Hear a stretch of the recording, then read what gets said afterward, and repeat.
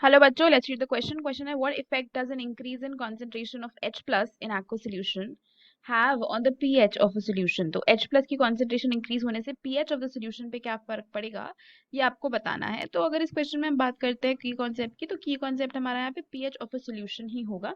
तो pH of a solution हमें बताता है that whether the solution is acidic, basic और न्यूट्रल। तो pH एक स्केल होता है हमारे पास बेसिकली, ठीक है। And it is this pH value also helps us determine the strength of the solution, कि कितना एसिडिक या कितना बेसिक वो है।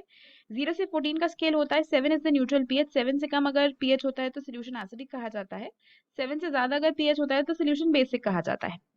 अब एक रिलेशनशिप होता है हमारे पास पीएच और H प्लस आयन कॉन्सेंट्रेशन के बीच में, जो कि pH is equal to minus log of H plus ion concentration रहता है।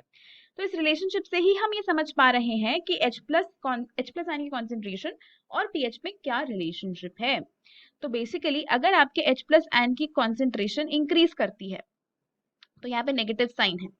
इसका बेसिकली मतलब क्या हुआ, log of 1 upon concentration of H plus. एक इनवर्स रिलेशनशिप है कॉन्सेंट्रेशन ऑफ H प्लस और पीएच में, ठीक है। पीएच और कॉन्सेंट्रेशन ऑफ H प्लस में इनवर्स रिलेशनशिप है। अगर ये आपकी इंक्रीज हो रही है H प्लस आयन की कॉन्सेंट्रेशन, तो पीएच आपका क्या हो जाएगा, डिक्रीज होगा।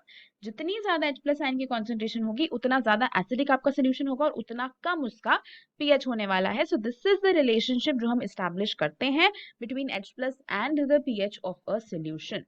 That is it for the question. Hope you understood it well. Best of luck.